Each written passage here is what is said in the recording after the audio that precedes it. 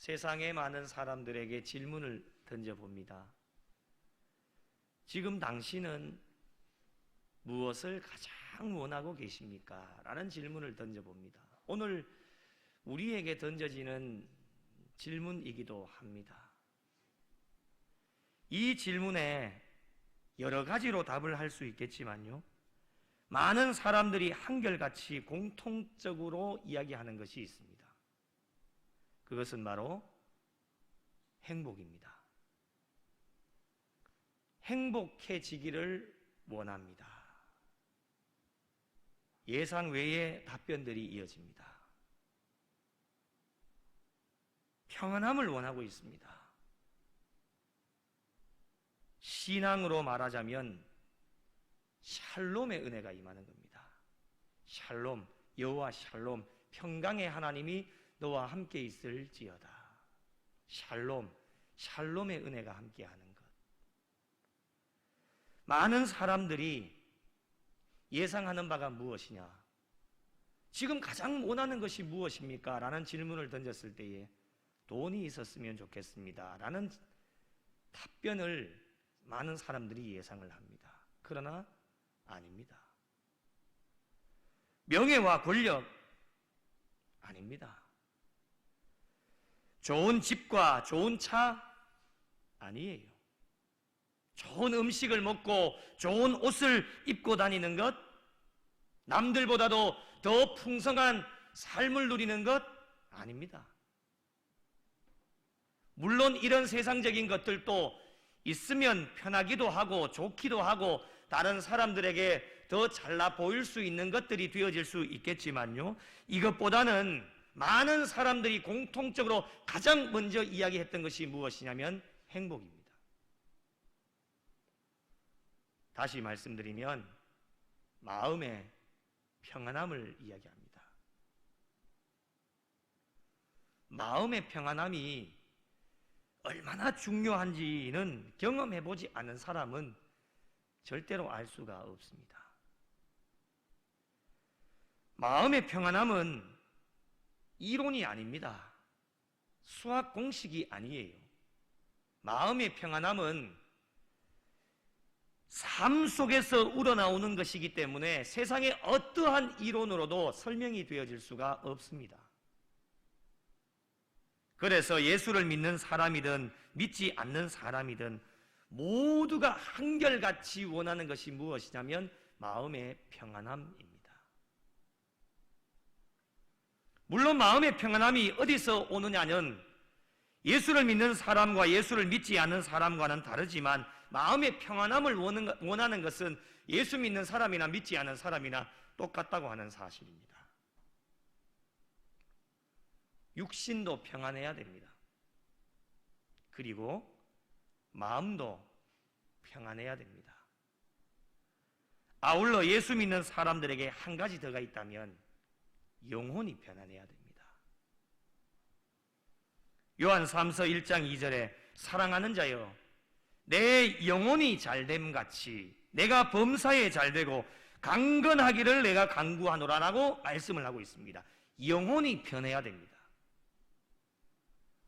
어느 것 하나 육적으로나 마음적으로나 영혼으로나 어느 것 하나가 편하지 않게 되어지면 신앙의 삶의 균형이 무너지게 되어지는 것입니다. 육신만 편하다고 해서 다 좋은 것이 아닙니다. 육신은 강건한데 마음이 편하지 않으면 일단 가장 먼저 잠부터 오지 않습니다.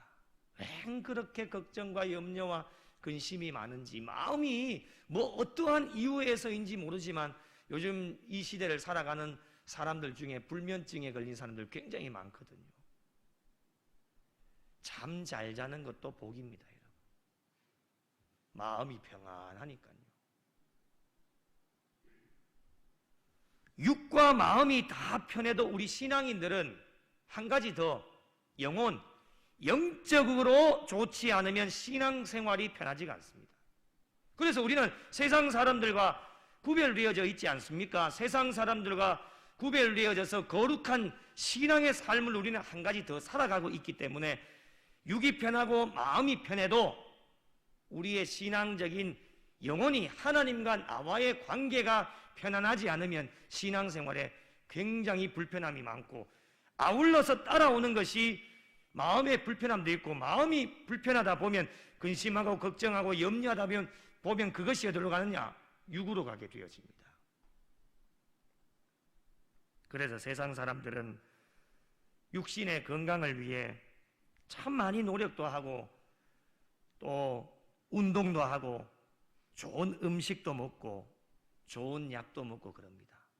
또 마음의 평안함을 얻기 위해서 마음 수련도 하고 묵상도 하고 그런 것이 요즘 많이 생겨난다고 이야기를 합니다.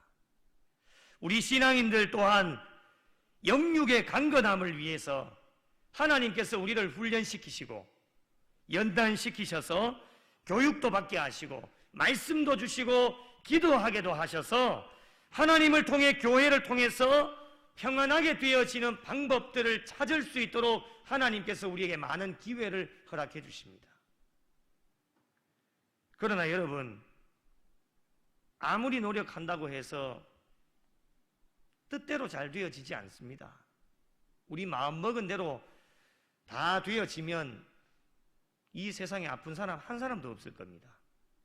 마음먹은 대로 잘 안 됩니다. 연약한 인간이다 보니 각종 유혹에 노출이 되어져 있고 우리의 오감을 자극하는 많은 것들이 이 세상에 우리의 삶의 가장 가까이에서 우리를 지금 유혹하고 있기 때문에 또 많은 사람들을 만나게 되어집니다. 자신들이 원하는 대로 잘 되어지지 않는 일들도 굉장히 많습니다. 자신이 원하는 뜻대로 되어지면 얼마나 좋겠습니까? 뜻하지 않는 일들이 우리에게 일어납니다. 사고도 일어납니다. 육신의 질구도 있습니다. 다 건강하게 살기를 원하지만 덜컥 우리에게 좋지 않는 일들도 우리에게 일어나게 되어집니다.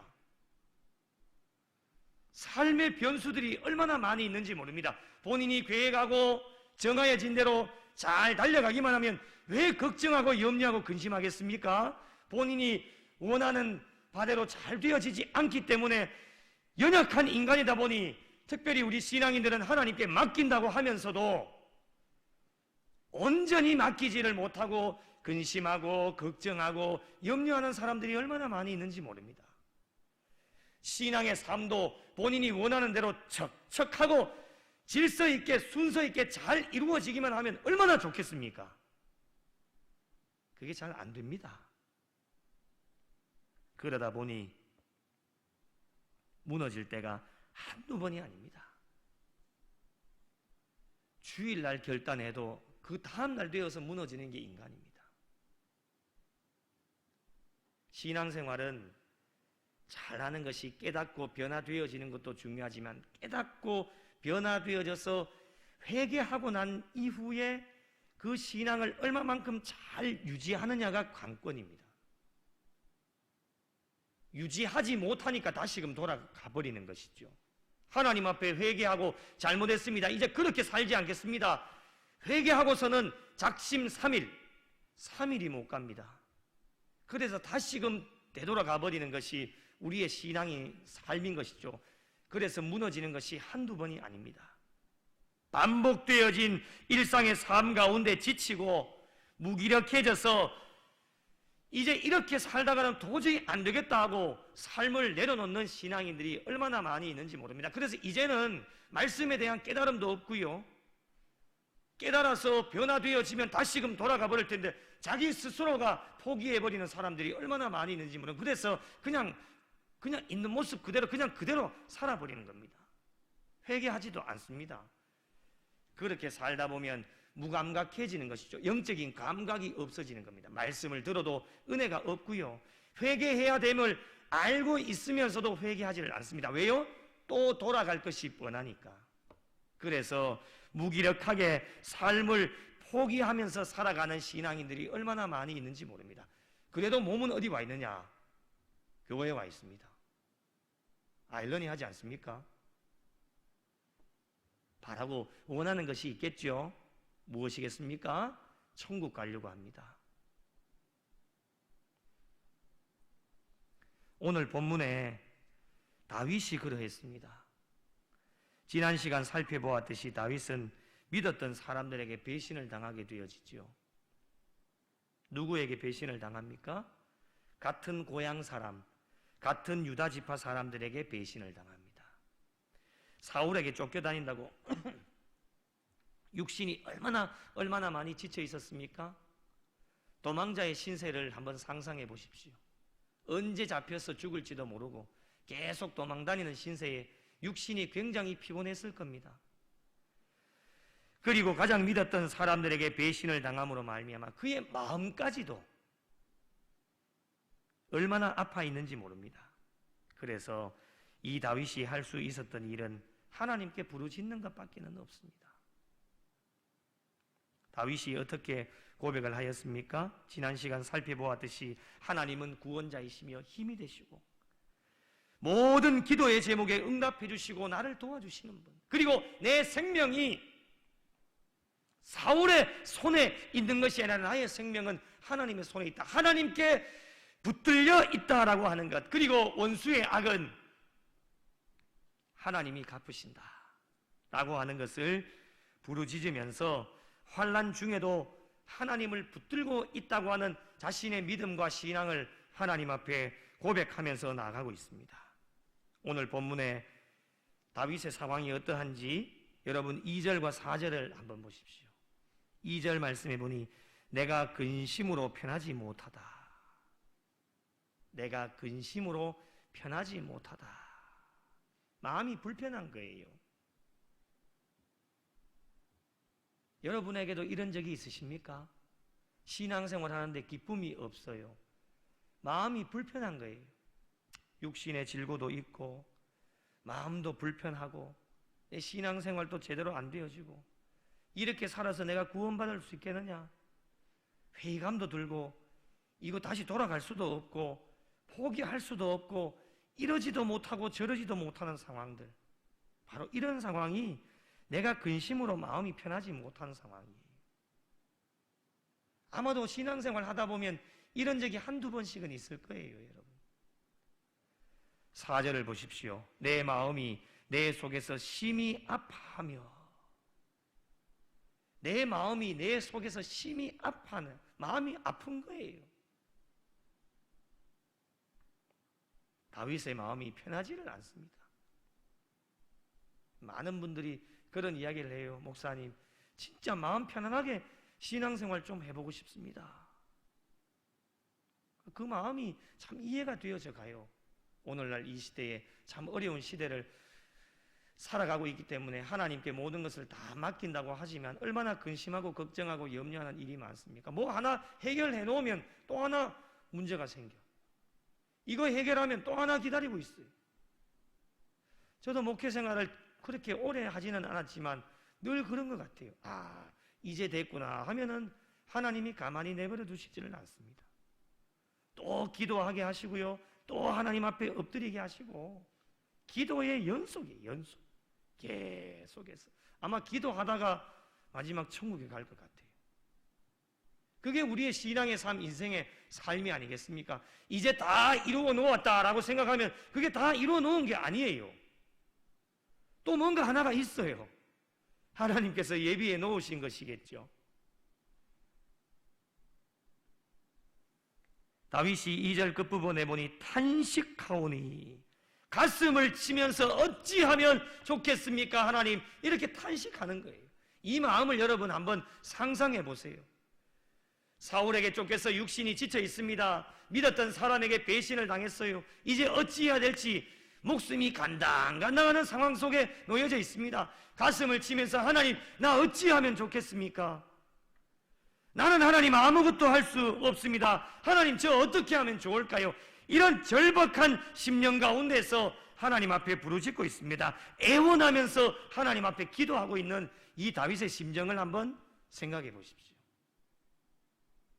저와 여러분에게도 이러한 상황들이 아마 있으셨을 겁니다. 지금까지 가슴을 치면서 하나님, 나 어떻게 해요?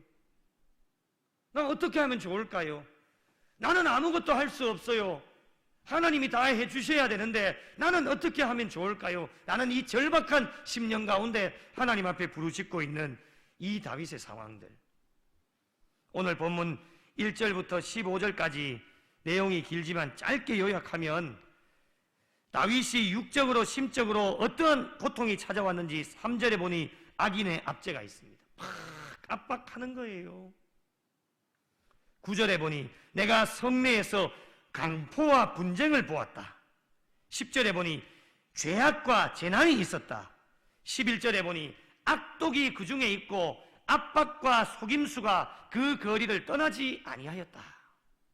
굉장히 어려운 상황 가운데 놓여져 있습니다. 그리고 여러분, 심적 고통도 이루 말할 수가 없었어요. 13절 말씀에 보니 나의 동료, 나의 친구요, 나의 가까운 친구로다. 함께 우정을 나누었던 아히도벨의 배신으로 몹시도 낭망하고 있었던 사람이 다윗이었습니다. 12절에 보니 다윗의 심정을 어떻게 표현하고 있습니까? 차라리 원수였다라면 내가 그러려니 하고 이해를 하고 내가 견딜 수 있었을 것이다. 차라리 나를 미워하는 자였다면, 자기를 높이는 자였다면 내가 그를 피하여 숨었을 텐데, 가장 가까이에서 많은 것을 함께 나누었던 친구의 배신으로 다윗의 마음은 무너질 대로 무너졌던 것이 다윗의 마음이었습니다. 여러분, 이 다윗의 심정을 이해를 하시겠습니까? 차라리 원수였다면 그냥 이해하고 그럴 수도 있겠구나 라고 그냥 이렇게 넘길 수도, 마음 편안하게 넘길 수도 있겠지만은, 원수지간도 아닌 같은 민족이요, 가장 가까이에서 친구처럼 지냈던 그 사람이 배신을 함으로 말미암아 그로 인한 마음의 아픔과 슬픔, 이루 말할 수 없는 심적인 고통이 이 다윗에게 있었다고 하는 것이었습니다. 이런 절망적인 상황 속에서도 다윗은 하나님의 주를 놓지 않았습니다. 다윗의 믿음과 신앙은 흔들리지를 않고 절망 속에서도 하나님께서 자신의 기도를 들어주실 것이다 라고 하는 확신을 가지고 하나님 앞에 나아가고 있습니다. 이 다윗의 고백이 오늘날 저희들의 신앙의 고백이 될 수 있어야 합니다. 그래서 다윗은 체험적 신앙을 가지고 있기 때문에 이 다윗의 신앙을 어떠한 이론으로도 설명을 할 수가 없습니다. 다윗이 직접 몸소 체험하고 하나님 앞에 고백하였던 이 신앙의 고백이 오늘날을 살아가고 있는 우리에게도 다윗과 같은 똑같은 상황, 어찌 보면 더 어려운 상황이 우리에게 주어질 때에 우리의 믿음과 신앙을 놓지 않고 끝까지 하나님을 붙잡을 수 있는 믿음과 신앙이 우리에게는 필요하다고 하는 것입니다. 오늘 다윗이 어떻게 고백을 하고 있는지 첫 번째로 보니 16절의 말씀입니다. 16절 말씀을 함께 읽겠습니다. 시작. 나는 하나님께 부르짖으리니 여호와께서 나를 구원하시리로다. 아멘. 구원해 주시는 하나님을 고백하고 있습니다. 내가 어떠한 어려움 상황 가운데 빠져도 하나님만이 나를 구원해 주실 것이다 라고 하는 것을 확신의 참 마음과 신앙으로 하나님 앞에 고백을 하고 있습니다. 자신을 건져주실 분은 하나님 한 분밖에 없음을 고백하고 있습니다. 여러분, 이것을 어떠한 이론으로 설명을 할 수 있겠습니까? 나의 하나님은 어떠한 하나님이십니까? 많이 고백을 할 수 있을 겁니다. 각자 다르게 다 고백을 하실 수 있을 겁니다. 그러나 어려움 중에 나를 건져주신 하나님을 체험하신 분은 어떠한 어려움과 낙심과 절망과 좌절 가운데 와도 하나님이 나를 건져주셨다고 하는 신앙의 체험이 있으신 분은 절대로 무너지지 않습니다. 육신의 질고로 하나님께서 나를 깨끗하게 고쳐주신 체험적 신앙이 있으면 어떠한 질병이 우리에게 다가와도 걱정하지 않습니다. 왜요? 나를 고쳐주신 하나님을 삶으로 경험하였기 때문에 어떠한 질병이 다가와도 이번 이 육신의 질고도 질병도 하나님이 고치실 것이다 확신하는 마음으로 하나님께 부르짖으면 여호와께서 나를 구원하여 주시고 건져주시고 회복시켜 주시고 깨끗하게 하여 주실 그 하나님을 고백하면 승리의 하나님으로 기도의 응답을 받게 될 줄로 믿습니다. 이게 바로 체험적 신앙입니다. 여러분, 이것을 어떻게 이론으로 설명을 할 수가 있겠습니까? 본인이 체험하지 않으면 절대로 이야기를 할 수가 없습니다. 두 번째는 기도를 들으시는 하나님을 고백하고 있습니다. 17절에 보니 말씀을 한번 읽어볼까요? 17절 같이 읽겠습니다. 시작. 아침과 정오에 내가 근심하여 탄식하리니 여호와께서 내 소리를 들으시리로다. 아멘. 하루에 3번 하나님께 기도를 드리는 것입니다. 저녁, 아침, 정오. 경건한 이스라엘 백성들의 생활 습관이었습니다. 어떤 의미로 보면 하루에 3번이지만은 하루 온종일 하나님 앞에 드린 기도라고도 해석을 할 수가 있습니다. 그러나 여러분, 횟수가 중요한 것이 아니라 하나님 앞에 탄식하면서 부르짖었다라고 하는 것이 중요합니다. 매우 긴박한 상황 속에, 어려운 상황 가운데에 우리는 신앙인으로 이 세상을 찾는 사람들이 굉장히 많습니다. 몰라서 그런 게 아닙니다. 습관이 되어져 있지 않기 때문에. 제가 한 번은 저희 부모님과 차를 타고 가는데 갑자기 차가 이렇게 들어오시다 보니까 저희 어머니가 깜짝깜짝 놀랄 때마다 아버지! 아버지! 습관적으로 찾는 거예요. 아버지가 누구겠습니까? 하나님 아버지인 거예요. 위험한 순간에 아버지! 아버지! 아버지! 그래가지고 몇 번 이렇게 비켜간 경우가 굉장히 제 기억에도 또렷하게 남습니다.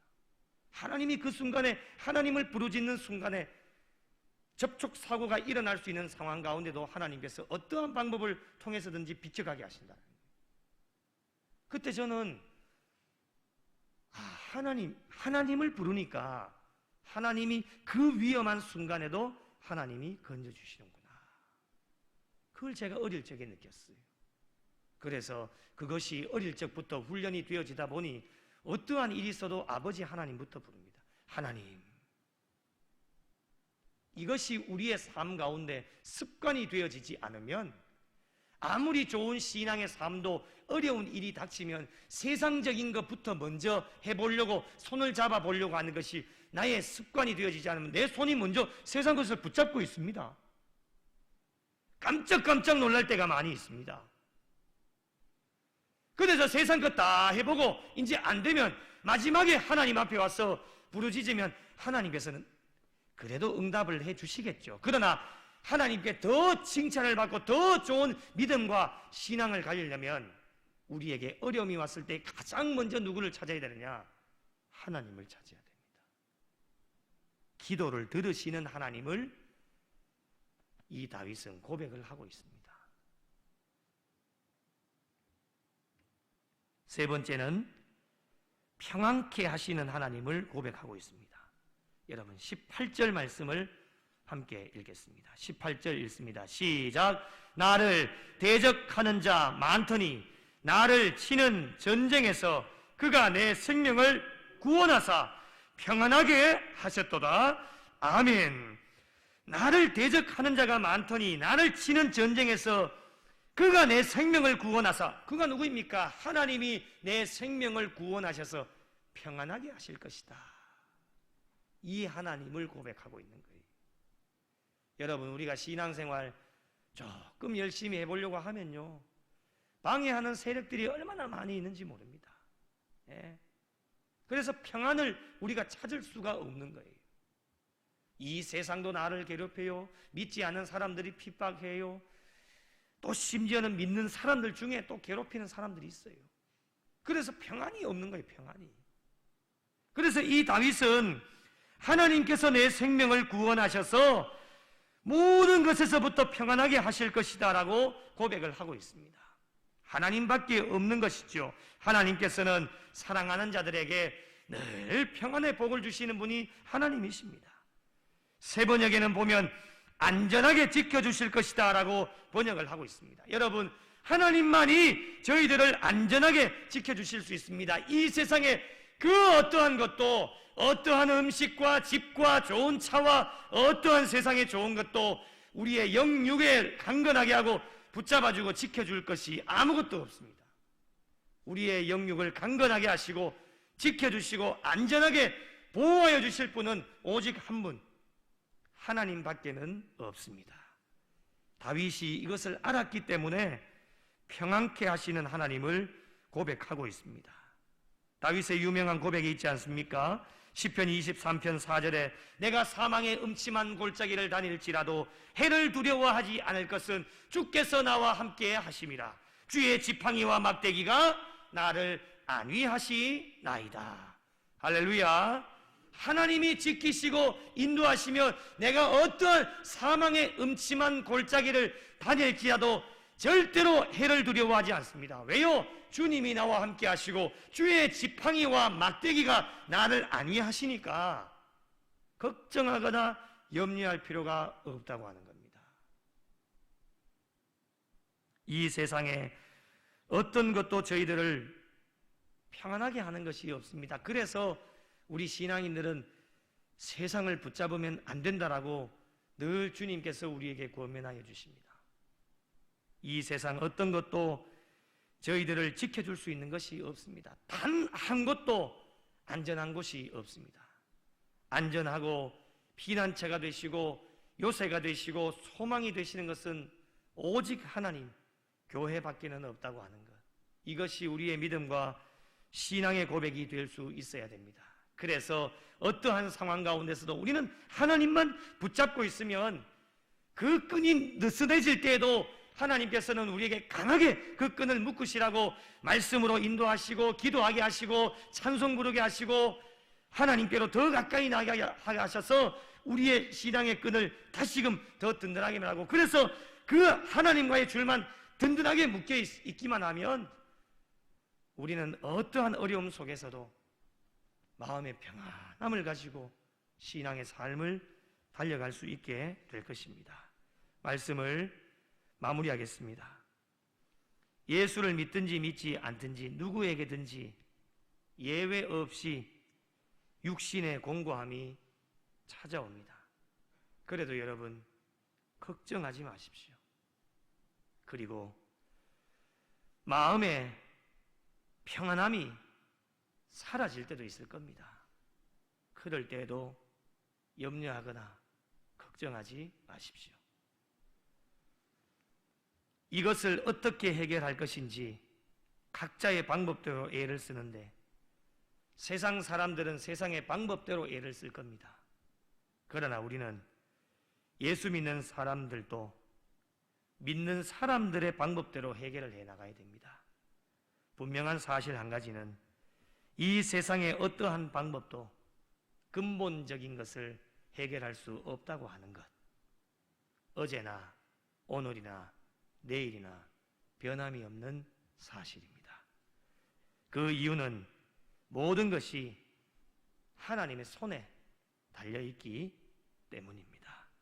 하나님의 방법으로 해결해야 근본적인 모든 것이 해결되어질 수 있기 때문에 우리는 하나님을 의지하고 하나님의 줄을 붙잡고 부족하고 연약하지만 그 끈이 끊어지지 않도록 최선을 다해서 우리의 믿음과 신앙의 삶을 이어가는 것이 참으로 중요합니다. 하나님의 방법, 영적인 방법이 무엇이겠습니까? 오늘 본문 22절에 이 영적인 방법을 우리에게 알려주고 계십니다. 22절을 함께 읽겠습니다. 여러분의 삶의 고백으로 함께 읽겠습니다. 시작. 내 짐을 여호와께 맡기라. 그가 너를 붙드시고 의인의 요동함을 영원히 허락하지 아니하시리로다. 아멘. 할렐루야. 하나님께 맡기라는 겁니다. 내 짐을 여호와께 맡기라. 그가 너를 붙드시고 의인의 요동함을 영원히 허락하지 아니하실 것이다. 하나님을 믿는 자, 하나님을 붙들고 있는 자, 하나님을 의지하는 자는 우리 하나님께서 우리의 믿음과 신앙이 흔들리는 것을 우리 하나님이 허락하시지 아니하십니다. 우리의 모든 것을 주님께 맡기면 우리 하나님께서 우리의 모든 것을 붙들어 주신다는 것이 오늘 말씀의 결론입니다. 저희가 할 수 있는 일은 모든 것을 하나님께 맡기고 또 우리에게 주어진 시간에 최선을 다해서 전능하신 하나님께 부르짖고 기도에 응답해 주실 하나님께 부르짖고 평안케 하실 하나님을 부르짖으며 나아가는 방법 외에는 다른 방법이 없습니다. 사랑하는 성도 여러분, 여러분 안에 어떠한 육적, 심적, 영적인 고통으로 인해서 삶을 절대로 포기하지 마시고 모든 것을 하나님께 맡기고 오늘 이 밤에도 탄식하는 마음으로 하나님께 부르짖어서 모든 기도의 제목에 응답을 받고 하나님의 뜻에 모든 것이 회복되어져서 우리의 남은 여생 천국 가는 그날까지 기쁨과 즐거움과 감사함으로 하나님께 영광 올려드릴 수 있는 우리 구미영락교회에 속한 모든 성도들이 되시기를 예수님의 이름으로 축원합니다.